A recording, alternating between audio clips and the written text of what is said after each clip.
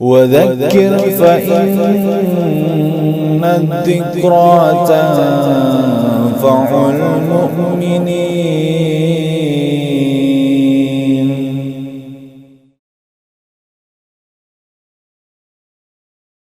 Bismillah wassalatu wassalamu ala Rasulillah sallallahu alaihi wasallam. Al-Ikhwan Bidin rahimani wa rahimakumullah. Apakah pernah kita merasa takjub, terpesona, kagum dengan keindahan-keindahan alam yang ada di sekitar kita, di mana kita pernah melewatinya, bahkan mengunjunginya? Kita menikmati pemandangan itu dengan perasaan yang sangat menyenangkan. Misalnya kita melihat keindahan pantai di mana anginnya berhembus, kemudian ombaknya bergulung-gulung, suaranya menderu-deru. Ya, apalagi di situ dijumpai perahu-perahu nelayan yang tersandar atau yang sedang terapung di lautan untuk mencari ikan, atau juga bahkan pengunjung-pengunjung nelayan-nelayan yang berada di sekitaran pantai. Alangkah indah, menyejukkan dan menyenangkan. Atau mungkin kita juga pernah ke hutan, melihat bagaimana keindahan hutan, ya, dengan tanaman-tanaman yang besar-besar, tinggi-tinggi, dedaunan rimbun.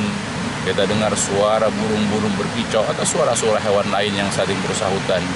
Ada hewan yang terbang kepada pucuk yang lain, atau bahkan bergelantung dari suatu pohon-pohon yang lain, atau mungkin hewan-hewan yang ada di darat saling berkejar-kejaran, dan kita memandang itu dengan takjub. Atau kita juga melihat barangkali ada air terjun yang airnya jatuh dari atas ke bawah, dan kita melihat bagaimana keindahan air tersebut. Kemudian disambut di bawah dengan dengan telaga. Ya, di situ banyak sekali keindahan-keindahan yang lain, dan kita merasa betah, kita merasa kerasan di tempat tersebut. Dan ini adalah merupakan fitrah yang memang akan dirasakan oleh setiap manusia. Betapa senangnya kita berada di tempat-tempat tersebut. Sehingga banyak di antara manusia, bahkan kita juga barangkali ingin menikmati keindahan-keindahan tersebut, sehingga kita meluangkan waktu di waktu-waktu kita libur, dan kita mempunyai rezeki, lalu kita membawa anak kita, istri kita, atau keluarga kita untuk menikmati keindahan-keindahan tersebut. Namun tahukah kita bahwa di balik keindahan, di balik panorama indah daripada pemandangan itu, ada maksud tujuan Allah itu menciptakannya. Allah menghendaki kita bukan sekedar menikmati pemandangan, tapi kita melihat di situ banyak sekali hikmahnya. Ya, Allah menciptakan pemandangan itu supaya kita melihat tanda-tanda kekuasaannya. Allah sanggup menciptakan aneka ragam keindahan supaya kita bisa bersyukur, agar kita tidak kufur dengan Allah Jalla wa'ala, agar kita syukur dengan beribadah kepadanya, karena Allah telah menciptakan semua keindahan. Dan keindahan juga tidak ada gunanya kalau kita memiliki pandangan yang terbatas, sehingga kita tidak bisa menikmatinya, atau mungkin telinga kita yang terganggu sehingga kita tidak bisa mendengar suara-suara yang menyejukkan. Ya, makanya Allah berikan kepada kita panca indera, sehingga kita bisa melihat, kondisi, mendengar segala sesuatu. Dan Allah ciptakan alam semesta juga, tujuannya adalah agar kita bisa bersyukur dan mengakui kebesaran ciptaan Allah. Dan Allah memang Maha Kuasa.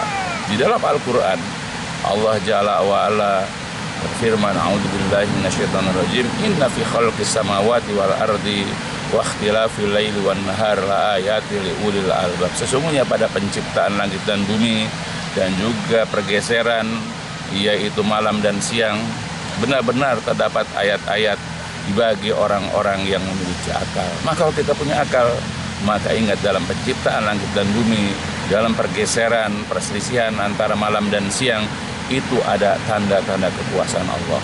Maka kita dengan ini hendaklah mengakui Allah itu Maha Kuasa. Ya, Allah ini memiliki kekuasaan untuk menciptakan apapun. Maka dengan itulah kita akan semakin merendahkan diri kita.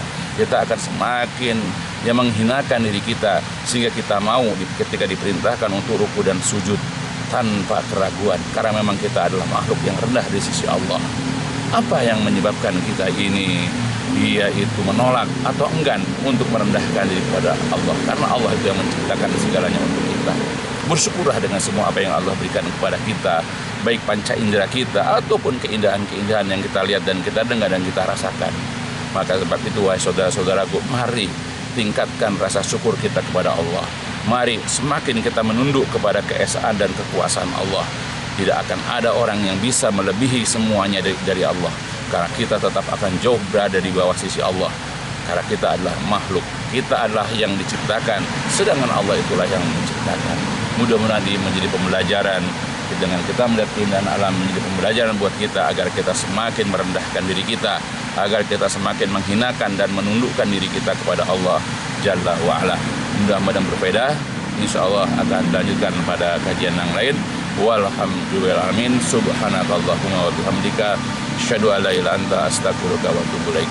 الدين النصيحة قلنا لمن يا رسول الله قال لله ولكتابه ولرسوله ولأئمة المسلمين وعامتهم